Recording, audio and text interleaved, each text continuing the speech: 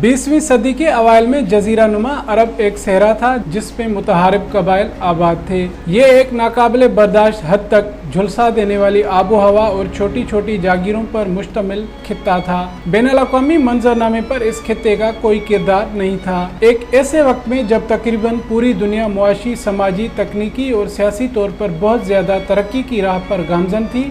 जिस इलाके को आज हम ममलकत सऊदी अरब कहते हैं, तकरीबन हर पहलू में बाकी दुनिया से बहुत पीछे था।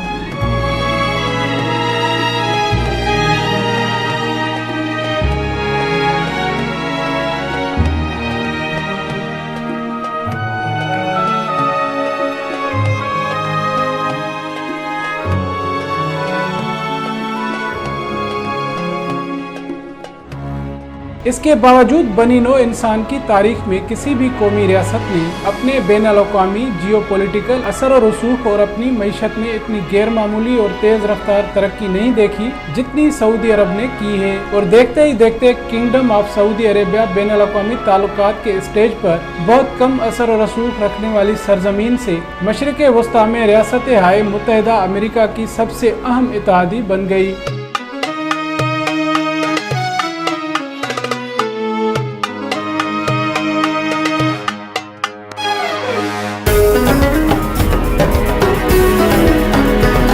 क्या ये सहरा के लिए एक मुतासिरकुन मेटामॉर्फोसिस नहीं?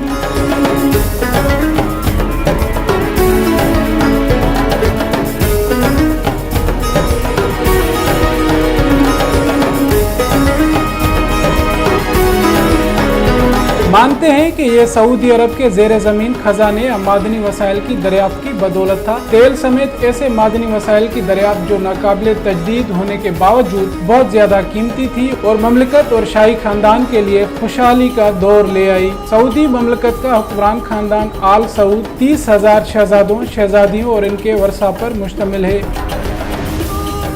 आपको हैरत है कि क्यों? ठीक है, हम आपको बताते हैं। फर्ज करें अगर आप सऊदी शहजादे हैं और गैर शादीशुदा हैं तो शाही खानदान से आपका माहाना अलाउंस महदूद होगा। ताहम अगर आप शादी करते हैं तो ये दुगना हो जाएगा। मुख्तसरन आपकी जितनी ज्यादा बीवियां और बच्चे होंगे आपका माहाना अलाउंस उतना ही ज्यादा होगा। सऊदी अरब एक मुतहरिक मुल्क है जिसकी हुक्मरानी मुतलकुल अन्नान बादशाहत है, जिसका इंतजाम कंट्रोल जमहूरियत के जरिए किया जाता है क्योंकि सिर्फ शाही खानदान के अफराद ही वोट देने के अहल हैं। कोई भी अहम फैसला उस वक्त तक नहीं लिया जाता जब तक के शाही खानदान के तमाम अरकान इत्तफाक़े राय पर ना पहुंच जाएं। ताहम कुछ और बात करने से पहले मैं आपको सऊदी अरब के क़याम के पीछे एक शख्स की कहानी सुनाता हूँ जिसका नाम है शाह अब्दुल अजीज बिन रहमान आल सऊद। 7 फुट लंबा, खौफनाक निगाहों और मजबूत जिस्म के साथ एक बहादुर जंगजू अब्दुल अजीज एक आदमी नुमा पहाड़ था। इन्होंने 1902 में बादशाहत कायम करने के लिए कोशिशें शुरू की।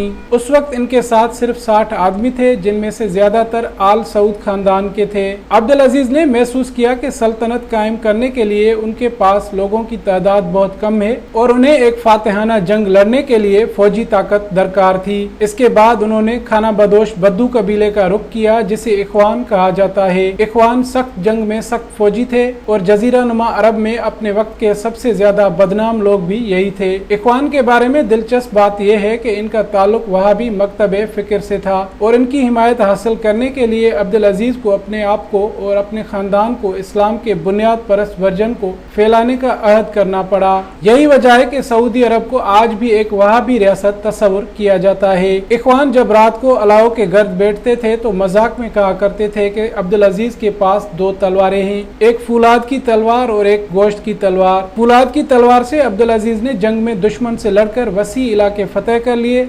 ताहम गोश्त की तलवार के साथ उन्होंने उस इलाके के हर कबायली सरदार की एक बेटी से शादी की जिसे उन्होंने फतेह किया। नतीजतन इन कबाइल को खानदान में भी शामिल कर लिया। वो अपनी 1 से ज़ायद शादियों के नतीजे में 45 बेटे पैदा करने में कामयाब हुआ और आज सऊदी अरब का हर बादशाह और शहजादा अब्दुल अजीज की औलाद में से है। 1926 तक अब्दुल अजीज ने इखवान की मदद से इस्लाम के मुकद्दस तरीन शहरों मक्का और मदीना पर कब्जा कर लिया। इसके साथ ही अब्दुल अजीज को वो बादशाहत मिल गई जिसका उन्होंने ख्वाब देखा था। लेकिन इखवान सिर्फ जजीरा नुमा अरब तक रुकने को तैयार नहीं थे।